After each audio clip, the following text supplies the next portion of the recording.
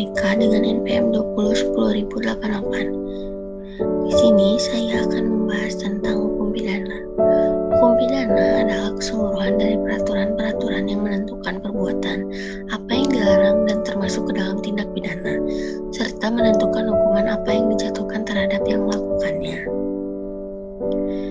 Menurut Profesor Muljatno, hukum pidana adalah bagian daripada keseluruhan hukum yang berlaku di suatu negara yang mengadakan dasar-dasar dan aturan-aturan untuk 1. Menentukan perbuatan-perbuatan mana yang tidak boleh dilakukan dan yang dilarang, dengan yang disertai ancaman atau sanksi yang berupa pidana tertentu bagi barang siapa yang melanggar larangan tersebut.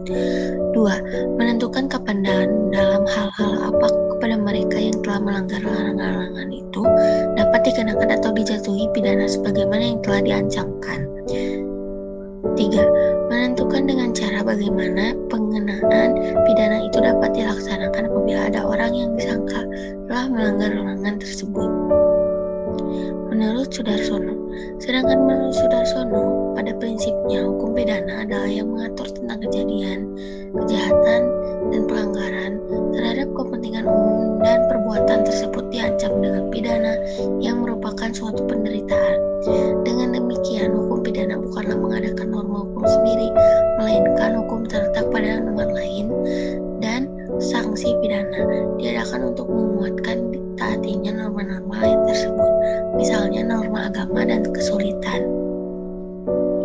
Sumber-sumber hukum pidana.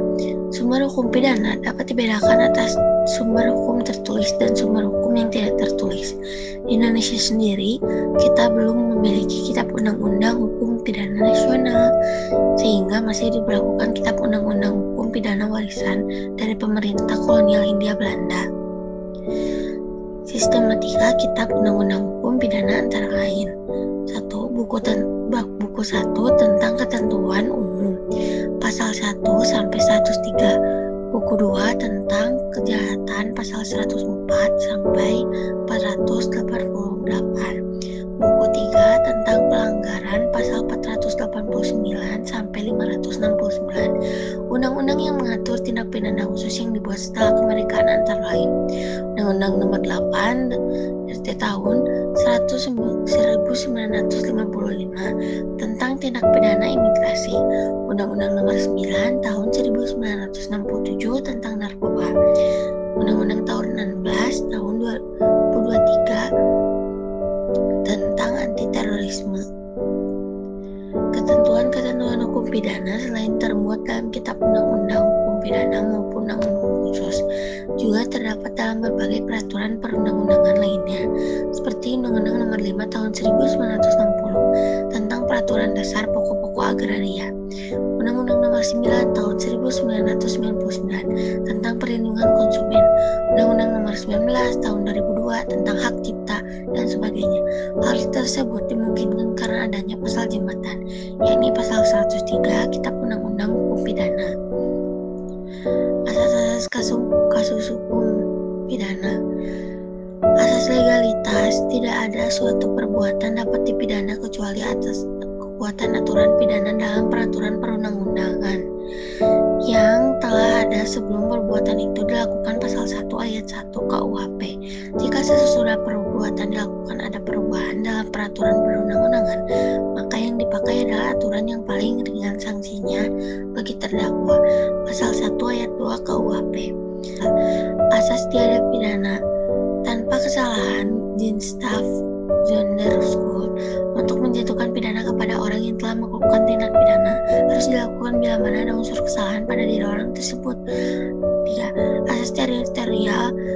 Ketentuan hukum pidana Indonesia berlaku atas semua peristiwa pidana yang terjadi di daerah yang menjadi wilayah teritorial negara Kesatuan Republik Indonesia.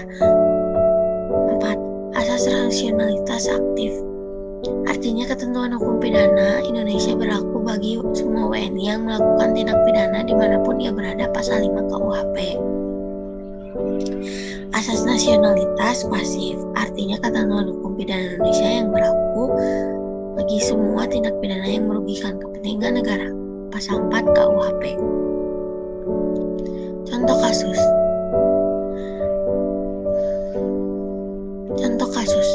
Jennifer Dunn ditangkap polisi karena terjerat kasus narkotika. Polda Metro Jaya menjelaskan kronologi penangkapan artis Jennifer Dunn dan seorang pria berinisial FS.